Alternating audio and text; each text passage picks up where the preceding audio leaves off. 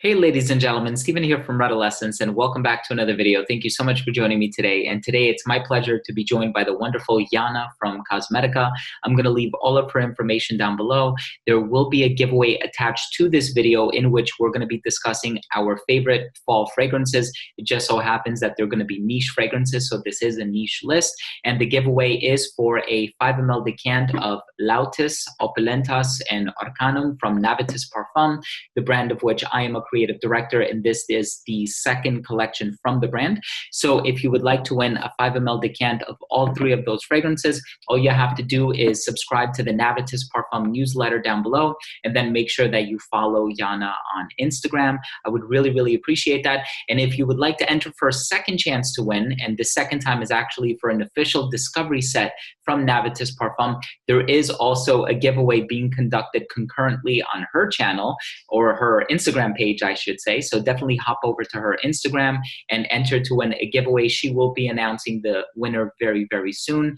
Thank you so much for tuning in, and let's go ahead and get this video started.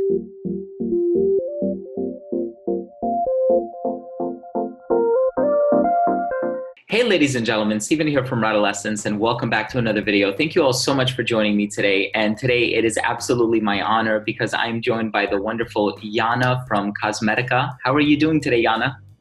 Good, how are you? Thank you for having me.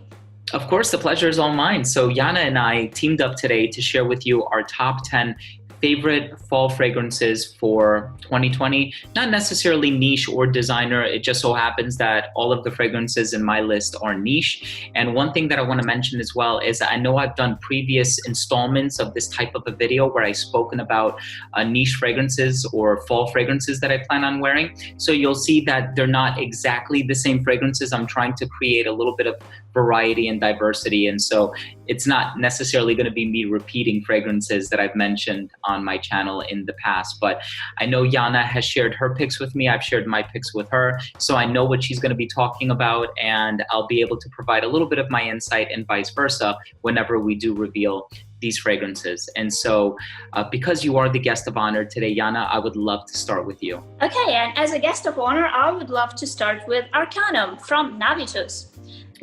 Love it. This is a fragrance that I only have for maybe a month, but I already love it. And I love sort of the interplay between incense and the sweeter ambery notes in this fragrance. This is like the perfect duo combination. And I think, especially for fall, at least for me, I tend to gravitate towards warmer and smokier things.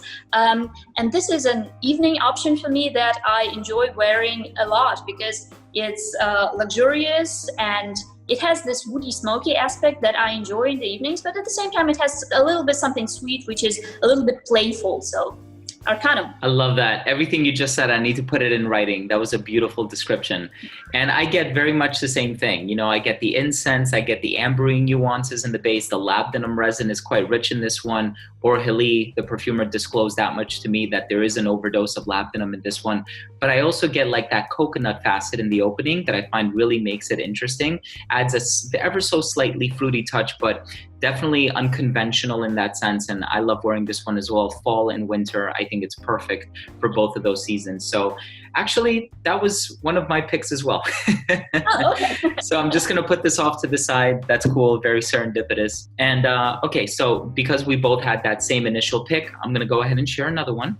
And this one is by Navitus Parfums, and this one is called Side Effect. And I love this fragrance. You have the hedione molecule, which is supposed to trigger the pleasure centers of the brain. It just, you know, the hippocampus, the amygdala, it's awesome. And then it also has those boozy facets, the rum that's in here, the cinnamon, the vanilla, the tonka bean. It's spicy, it's sweet, it's boozy, and it's very enveloping. And it adds this added level of coziness in the autumn and the winter. So Side Effect by Navitus is one of my favorite fragrances for the autumn. Yeah, very cool. I don't have it, but I know it, and it's a gorgeous fragrance. So, shall we continue? S Perfume Chimical. This is one of my favorite fall fragrances, probably of all time. It's not new anymore. It's from 2014 by Carlos Benaim. And this is a perfect woody, slightly boozy plum. You know, not the sweet fruity plum, but this plum with tartness and with really fall vibes. And I love the sake aspect of the fragrance that I smell a little bit here. It's not dominant, but it's present. And I think together these three main components make for this perfect warm feeling that I sometimes need in fall when it's kind of disgusting outside. This is a fragrance to sort of warm me up from the inside, just smelling it.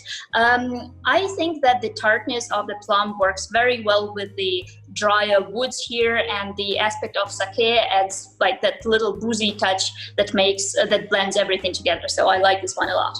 I think plum is such a unique fruity ingredient, and every time that I've encountered it, I can't help but fall in love with the fragrance that contains it. And Carlos Benaim is such an accomplished perfumer, and I can just tell he did a fantastic job with this one. I remember also reading up online that there was a bit of a mango note. I don't necessarily get too much of that, although I can see, yeah, you said it had like a tart vibe, and maybe if it is in there, it might contribute a little bit to that tartness, but I do get more plum than anything. And for a fragrance that's 6 years old, it's about time that I purchased the bottle because I love the way it smells. So the next one, just keeping in line with the boozy theme, this one is a brand new fragrance. This is actually not my bottle, but you better believe that I will be purchasing a bottle as of October 1st, which is when it becomes available at the Kilian boutique. And this is part of the Liquors collection, and it's called Angel's Share. And this is the boozy, or the boozier variety, I should say. I know the other one is a very sort of rose dominant fragrance, very rose vegetal. This one, on the other hand, is very boozy. You have this cinnamon touch. You do have this cognac accord, this sort of cognac vibe. I mean, the bottle itself looks like a whiskey glass. So I think that kind of gives it away. You know, I picture one of those like noir films with like a sleuth or a detective sitting at his desk, and he pulls this out from his drawer just to take a shot or whatever. But it's this beautiful, rich, resinous, vanilla, tonka bean absolute sort of a fragrance. And people are going to flip a switch when they try this one. I think they're going to fall in love with it because it is among the brand's best. I think for this bottle of 50 ml, it was like close to 200, like in the 190 range. So, I mean, it is niche quality. You really are getting what you're paying for, and such a unique fragrance. And I can't wait to buy this one. Oh my God. This is the moment when I get a little bit jealous because you can already smell them and they're not available in Germany yet, but I'm looking forward to it too. And you know what? Contrary to that, there are times when you guys get stuff early and then I have to buy it internationally because I'm so eager to get my hands on it.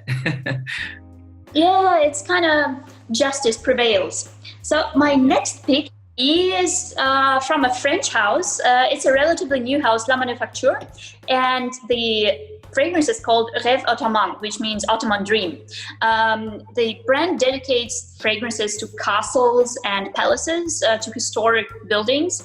And this one is dedicated to the Istanbul Palace from, I think it was built in 19th century on the river banks, or rather on the Bosphorus. And the Ottoman Empire was ruled from that palace for several decades. So probably a very rich, opulent place, as I imagine it. The fragrance is, it has this tartness of woods. So I guess a lot of things might have been made from wood back then. And it also has rose and saffron in the description. And saffron I get, but rose I don't. And the thing that is not mentioned anywhere, including the official description of this fragrance, is the quince note that I get here. And I think it's quite unique because I don't own or don't know any other perfumes with a quince note. It has this, on the one side, freshness that is similar to citruses, but at the same time, tartness and sort of fruitiness that is similar to plum. So it's somewhere between citruses, green apple, and, you know, juicy dark plum. So this fragrance for me represents sort of the bright yellow and orange color of the falling leaves in fall. You know, when the weather is still fine and you want to go out and enjoy the, you know, the colors, the oranges, the yellows, the reds. So this is the fragrance that accompanies me through this sort of warmer beginning of fall, and I think for me, it hits the vibe perfectly. I think that's one of the things that I love the most, that they put you in a certain frame of mind and a certain mindset. And also, like you said, being able to pick up on certain ingredients like the quince definitely makes you appreciate the fragrance that much more, even if it's not formally found in the note breakdown or something like that. But that definitely sounds like a delightful fragrance, a spicy rose. I'm gonna have to check that one out. So the next fragrance on my list is from a brand that I recently discovered, and I've worn this fragrance maybe 3 or 4 times. And every time I do, it lingers. It's a very, very powerful fragrance. This is a brand that has 3 perfumers that have worked with them. And this one in particular has carnation, sandalwood. It has some spicy ingredients in here. It has an aromatic profile. It's a little bit powdery, but it's ever so delightful. It has like this billowy incense in the base, but it's mostly sandalwood and carnation. So it definitely has this creaminess to it. And this one the brand is called Aura of Kazakhstan, and it's called Legend of Tamiris. Every time I wear this fragrance, the projection and the performance on it is so massive that I really have to control myself and do no more than like 3 or 4 sprays. And I remember I was doing like a sniff session a couple weeks ago, and I was smelling everything from the brand because I have a sample of everything from the brand. And I just remember that scent in my living room wouldn't leave for like 2 or 3 days because it's so, like their fragrances are really, really strong. But I think that's also a testament as of the quality of the brand. And this one, again, Legend of Tamiris, is an awesome fragrance, Aura of Kazakhstan. And I'm gonna be wearing this one a lot over the next 6 months while it's cold here. Brand new, right? It is brand new, yeah. So I really didn't know much about this brand as of, a month or 2 ago. And then all of a sudden, the fragrances were added to Fragrantica. And this one in particular, I heard a little bit of buzz about on Instagram. And so I became interested.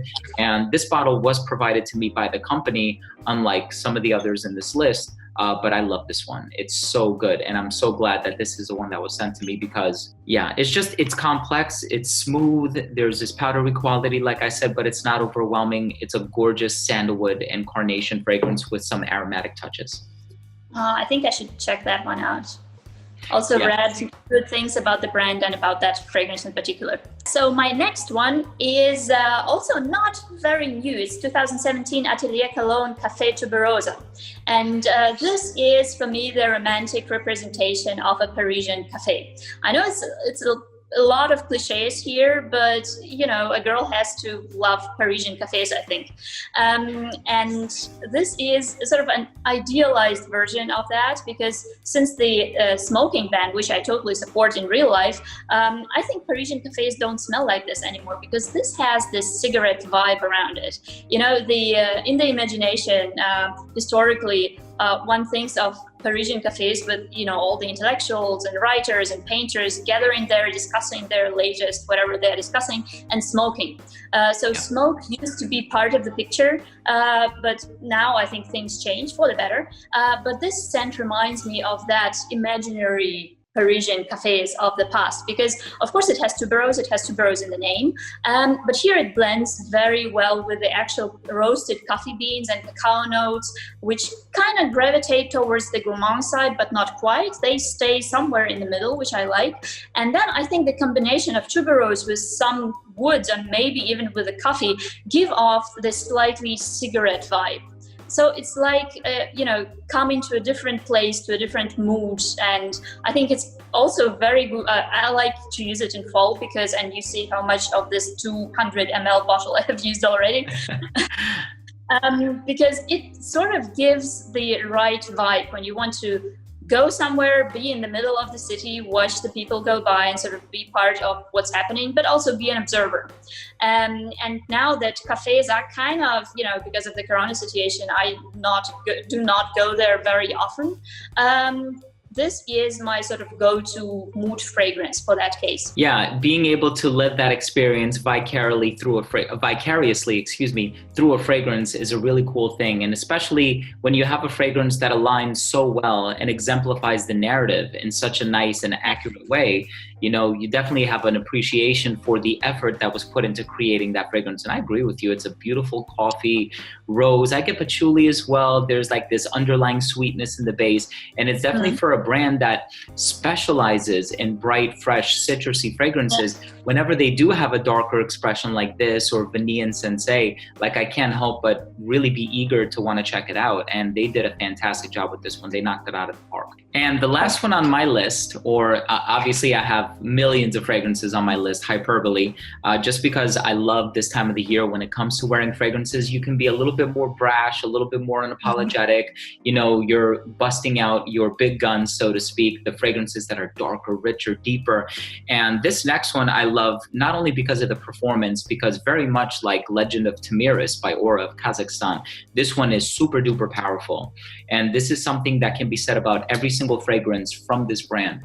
This one in particular is a vanilla, sandalwood, rose, musky sort of a fragrance, and it's so well balanced with all the different ingredients, and you just smell that creamy richness, and the sandalwood that's used in here is so high quality. And oftentimes, you know, we encounter sandalwood in a fragrance. It's such a ubiquitous note. Even designer fragrances are, you know, saying they use sandalwood, but it's really some, you know, synthetic aroma molecule that is not really exemplary of the natural ingredient, perhaps one, you know, from Mysore or something like that. But this one is absolutely incredible.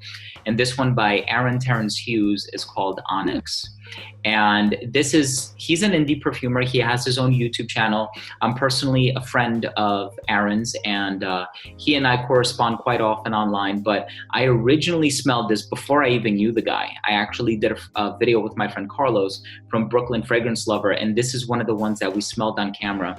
And I'm pretty sure I remember saying that this was my favorite of the bunch. You might notice that it's in a slightly different bottle now, matte finish, very much in the vein of like a Green Irish Tweed by Creed. It has the metal plaque here on the front, the unicorn on the cap, which is his logo. It's really cool. So massive, massive upgrade when it comes to the presentation, magnetic cap.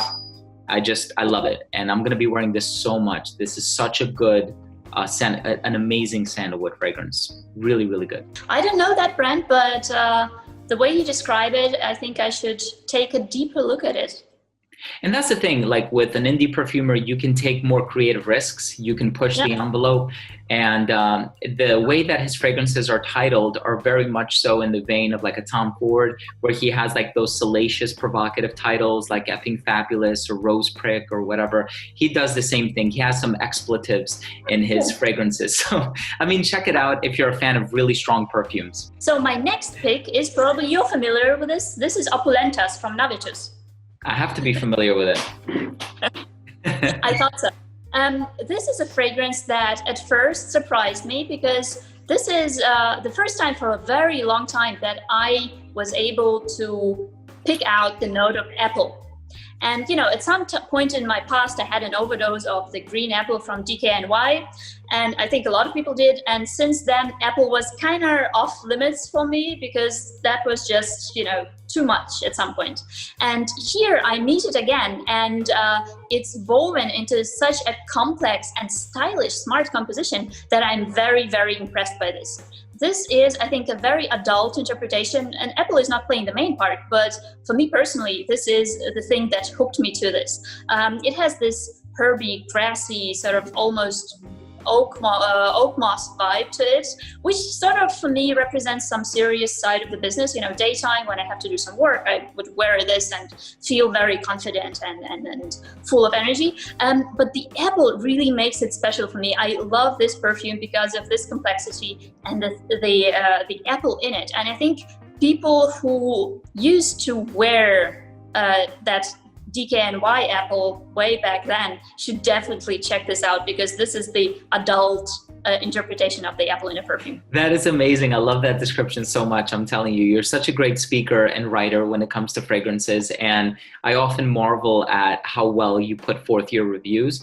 It's definitely one of these fragrances that's very dressed up, very adult, very mature. Obviously, we were going for an opulent or rich, regal vibe, especially as is conveyed by the name Opulentas, which is Latin meaning opulent.